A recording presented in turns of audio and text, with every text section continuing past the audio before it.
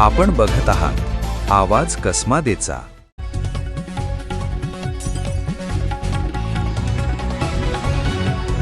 मालेगाव तालुक्यातील हिस्वाळ शिवारातील कानोळी धरण परिसरातून सुमारे 90,000 रुपये किमतीच्या तांब्याची वीज केबल चोरीला गेल्याची घटना घडली आहे। या प्रकरणी विजय पुंडलिक चव्हाण यांच्या फिर्यादीवरून मालेगाव तालुका पोलीस ठाण्यात गुन्हा दाखल करण्यात आला आहे।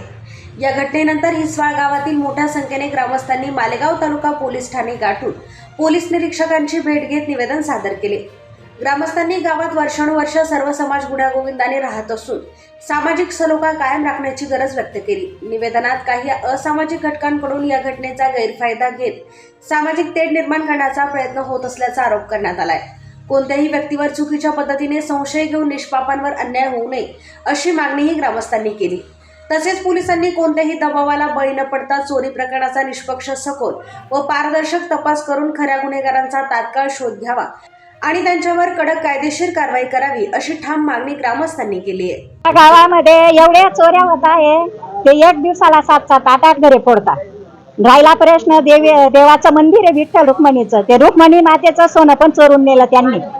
महादेवा मंदिरामध्ये सुद्धा दानपेटी चोरून नेली आणि प्रत्येक घरात म्हणजे काहीच्या काही चोरता। आम्ही काही सुरक्षित नाहीये, याच्यावर काही ना काही कारवाई करायला पाहिजे ना। आम्ही याच्यासाठी आलो, आम्हाला सुरक्षितता नाही। चोऱ्या होता आमच्या घरामध्ये, मंदिरांमध्ये चोऱ्या होता, शेतामध्ये वायरी चोरून घेऊन जाता, शेतांमध्ये वायरी चोरता, पाईपलाईन फोडून घेऊन जाते। आता गरीब शेतकरी कुठून पैसे आणतील घडी घडी वायरी घ्यायला? त्याला शेतकरी लोक गरीब व्याजाचे पैसे काढून काही ना काही करतात। शेतकरी बिजवाई घेईल का वायरी घेईल? आता देव बघावा असा करतो, कधी येतो ते कधी येत नाही।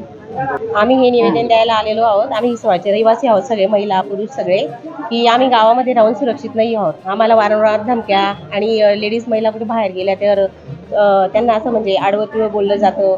हा प्रकार सगळा चालू आहे, त्याच्यामुळे आम्ही काही सुरक्षित नाही काय गावात आता गावात चोऱ्या झाल्या, छोट्या मोठ्या चोऱ्या। मग गावात आता कोणी बाहेर गावी गेलेलं राहिलं की कोणाला कळणार आहे? गावातल्या लोकांची नाही, त्यांनाच माहिती असतं कोणी गावी गेलंय, कोण घरी आहे, कोणाच्या घरात काय आहे नाही, किती व्यक्ती आहेत काय। तर त्याच्या ह्या पद्धतीने मासच ना, मग आता कोणाचं नाही सांगू शकत आपण नाव वगैरे, पण मग आहे दहशत चालू की मागणी केली पोलिसांनी?